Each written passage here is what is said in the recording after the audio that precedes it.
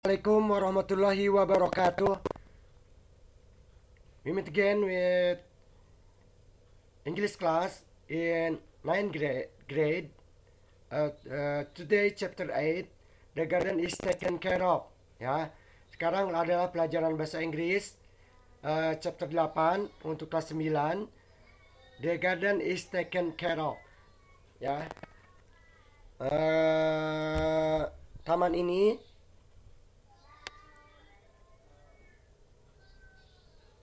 di taken care ini apa aja dirawat ya tebon ya kita akan di chapter 8 ini kita akan mempelajari tentang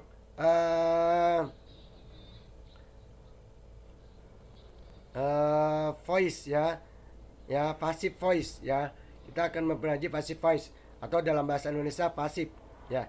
Let's start with the dialogue ya. Practice the dialogue. Langsung Bapak baca dan terjemahkan ya. Wow, your garden is awesome. It's beautiful. Ya. Kebunmu mengagumkan. Ini cantik sekali. Thank you. The plants are taken care of carefully. Oh iya, terima kasih. Kebun ini dirawat dengan sangat hati-hati. It also clean and neat. Ya, kebun ini juga bersih dan rapi. Well, the garden is cleaned every morning. Ya, kebun ini dibersihkan tiap hari, and the plant are trimmed once a week. Dan kebun ini dipangkas tiap hari. Tanamannya dipangkas setiap seminggu sekali. I love this place. Saya suka tempat ini. Me too. Saya juga kata. Oke. Nah, kita akan belajar tentang passive voice, bagaimana perubahannya, diawali dengan present tense ya. Diawali dari sentence yaitu present tense ya. Kalimat present tense. The gardeners take care of the plant carefully. Ya. Di sini ada cirinya dari present ada take care of ya. Take care of ini verb pertama. Oleh karena itu, karena verb pertama ini verb pertama boleh dibilang ciri dari present tense.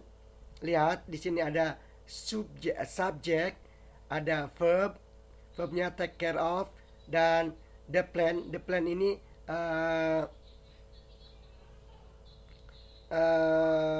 objek ya. Nah, bagaimana membentuk kalimat aktif? Yaitu dengan cara objeknya pindah ke depan. Objeknya pindah ke depan. Contoh, the plan. Nah, kemudian setelah objek pindah ke depan, lihat ada are, ada to be. Padahal di aktifnya nggak ada to be.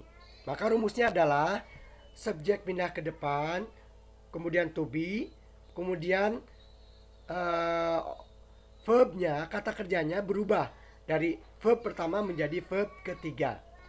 Contoh, the plant are taken care of carefully. Nah, ini objek pindah ke depan, kemudian to be ada, tadinya nggak ada, terus taken care of jadi dari take care of menjadi taken care of. Ini take-nya berubah menjadi taken. Ini verb pertama berubah menjadi verb ketiga ya. Ini kenapa to be-nya are? Karena bentuknya present. Jadi ada are, is sama are, am ya. Ya, are, is, am atau am, is, are. Oke. Ini bentuk present tense. Ini perubahannya. Let's see contohnya ya. Kita lihat contoh.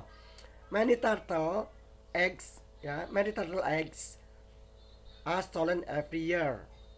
Nah, ingat present tense itu seperti ini ya. Kejadian belang basung secara terus menerus bisa ya. many turtle eggs, ya, banyak telur dari apa namanya, turtle, eh, kura-kura, ya, dicuri setiap tahun. Contoh kedua, kalau tadi are, ini is. This building is painted every 5 years. Nah, gedung ini dicat tiap 5 tahun sekali. Setiap 5 tahun. Lihat, ya, ada is, ada verb ketiga. Loh, katanya verb ketiga, kok itu kayak verb kedua? Ini verb ketiga, tetapi yang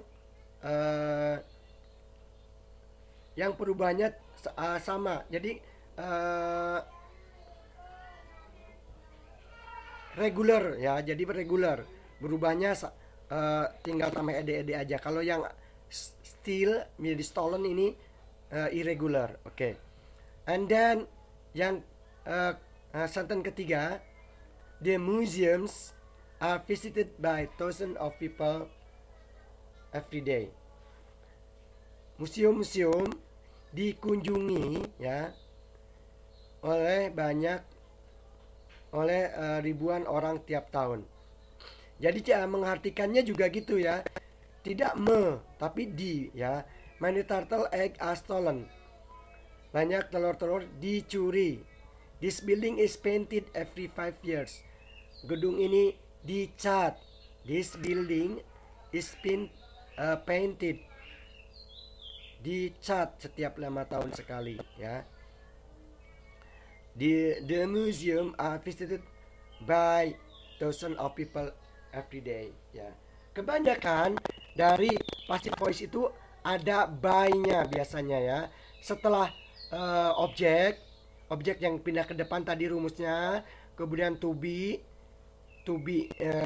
yang ditambahkan, tadinya nggak ada to be, sesuai dengan ininya, ya. Kalau present tense maka to be-nya present tense. Verb ketiga. Nah, setelah verb ketiga ada by, oleh, ya. Biasanya oleh, ya. Tetapi tidak semuanya memakai by, tapi kebanyakan memakai by, ya. Nanti kita jelaskan. Kita lihat dulu yang past tense, ya. Past tense itu kejadian yang sudah terjadi, ya. Kejadian yang sudah terjadi di waktu lampau. Telah lah kadang bahasa Indonesianya, ya. Past tense. Nah, kita belajar bagaimana perubahan past tense menjadi pasif, dari aktif menjadi pasif. Somebody established this museum in 1753. Seorang telah meresmikan, ya, gedung di museum ini tahun 1773. Nah, caranya gimana? Telah meresmikan, maka menjadi di, ya. Kita ubah pasifnya, caranya this museum. Objeknya pindah ke depan, ya. Objeknya pindah menjadi subjek, kemudian tambahkan to be dalam bentuk past tense, yaitu was sama were, ya. Was sama were. Kemudian establish, ini verb ketiga, ya, ditambahkan. Nah, jadi kalau tadi artinya seorang meresmikan museum ini tahun 1753, maka sekarang artinya museum ini telah diresmikan pada tahun 1753, ya. Bapak dulu kurang paham juga, ya, cara pasif gimana sih. Oh, ternyata pasif itu lebih banyak diartikan di, ya. Nah, lihat contoh yang lainnya dalam bentuk past. The car was lifted from the river yesterday. Mobil ini telah diangkat dari sungai kemarin kan, ya. Jadi was lifted. Ini ada kalimatannya juga, ya. When was the castle built? Ini sama, ya. Kapan gedung itu dibangun? Maka jawabannya the castle was built in umpamanya 1973 umpamanya ya.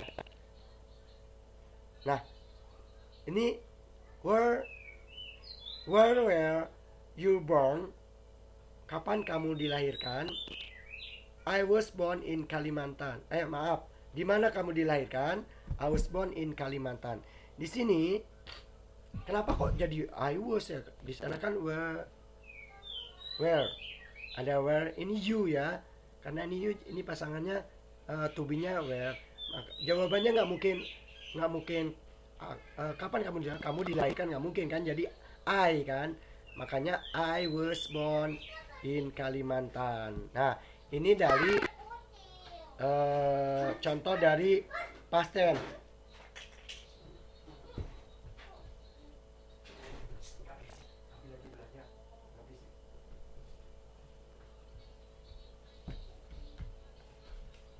Nah, ini dari past tense. Tadi udah present tense, past tense-nya udah. Jangan lupa ya. Pokoknya pasif itu cirinya adalah setelah objek, kalau kita rubah nih, objek pindah ke depan ya, dari objek pindah ke depan ada to be ya. Kalau present tense menggunakan to be present tense ya. Dan kalau kalimat past tense, maka to be-nya past tense ya. Kemudian biasanya ada by, tapi nggak semuanya ya, banyak yang nggak pakai by juga ya. Jadi ingat, objek pindah ke depan to be tergantung kalimatnya apakah present tense atau past tense. Kemudian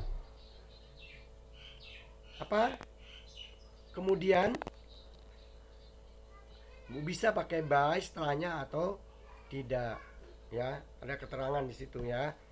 Nah, sekarang bagaimana dalam bentuk model? Seperti kita tahu model ya, can ya, terus apalagi may, should ya. Nah, model caranya, rumusnya adalah model plus be first verb 3 ya. Contohnya yang aktif, ini yang aktif nih. Ini yang aktif. Maaf. We can bring the magazine now. Kita bisa membawa majalah ini sekarang. Ya.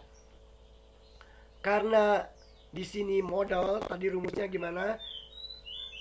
Objeknya biasa pindah ke depan, ya. The magazine itu majalah. Can tetap dibawa, tidak berubah, tetapi habis itu ada be. Be ini sebagai to be, ya. Yang berubah apa? Bring-nya menjadi brought. Bring itu membawa, ya, menjadi bentuk verb ketiga. Can be brought home. Majalah itu dapat dibawa ke rumah. Ya. Kita lihat contoh yang lain dalam bentuk modal ya. Nih, may ya. An exam may be given by lecturer today. Sebuah ujian mungkin akan diberikan. Asalkan may nggak ada be, tapi kalau pasif itu ada be, terus verbnya ini give jadi given, verb ketiga. Ini ada by-nya ya. An exam may be given by lecturer today ya. Ujian mungkin akan diberikan oleh dosen hari ini. And then the class rule must be obeyed.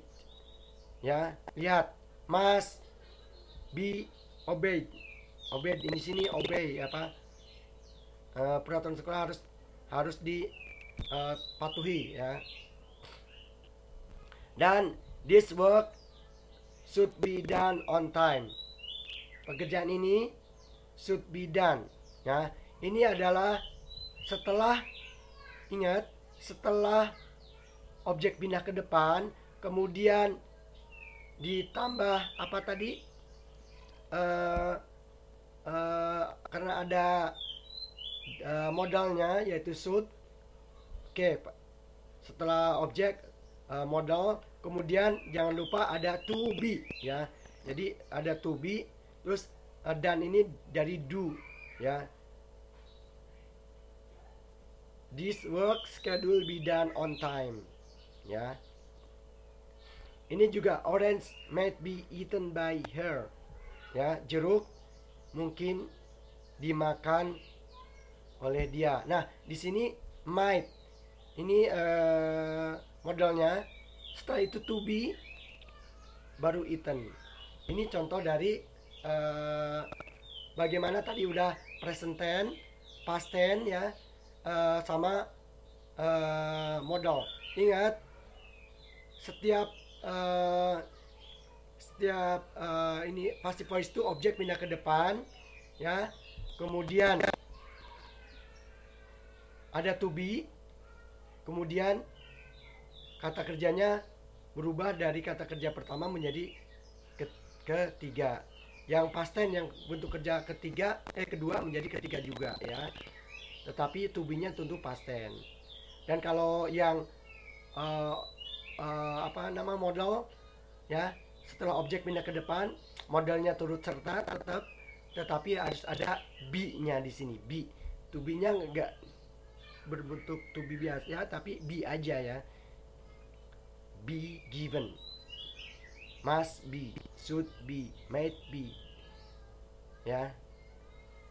Nah, perlu kita ketahui katanya ya, it is necessary to say who does or what cause an action, we may use the word be by ya. Jadi ketika orang melakukan aksi itu pasti ada yang melakukan ya, ada pelakunya, maka biasanya menggunakan by ya. Contohnya, this sweater was knitted by my grandmother. Di sini by grandmother. Jadi sweater telah disulam oleh nenek ya, nenek saya. Most car accident are caused by sleepy drivers ya. Banyak kecelakaan disebabkan oleh supir yang mengantuk. Let's see the rule yang lain ya. If it necessary to say who does or what caused the action, or jadi it is not necessary, kadang tidak penting ya, tidak perlu untuk siapa pelakunya dan apa penyebabnya aksinya, dan the doer pelakunya itu unknown, tidak diketahui dan tidak penting katanya ya. Maksudnya udah kalimatnya udah gitu ya, udah umum. Tentu biasanya menggunakan by, tapi kadang tidak. We don't need to use the word by. Kadang tidak memerlukan kata by ya. Kata by ini oleh lah ya. Contohnya, the window was broken. Jendela itu telah rusak. Loh, oleh siapa? Nah, di sini dikasih keterangan. Ini dalam kurung ya, berarti nggak harus disebutin. Somebody broke the window, but we don't know who. Jadi tidak diketahui siapa yang melakukannya. My garden is cleaned every morning. Ya.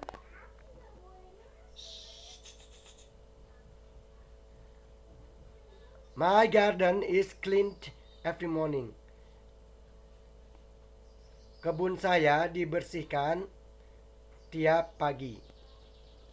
Loh, oleh siapa? Nah, ini nggak perlu disebutin karena seseorang melakukannya tiap pagi, but it's not important who. Jadi tidak penting ya siapa, tapi ada orang yang melakukannya. Yang jelas nggak pasti kebun itu membersihkan sendiri gitu, tapi ada yang melakukannya ya. Demikian dari Papa, mohon maaf bila ada kekurangan. Tetap belajar, tetap semangat ya, dan nanti kerjakan tugasnya Demikian dari Bapak. Assalamualaikum warahmatullahi wabarakatuh.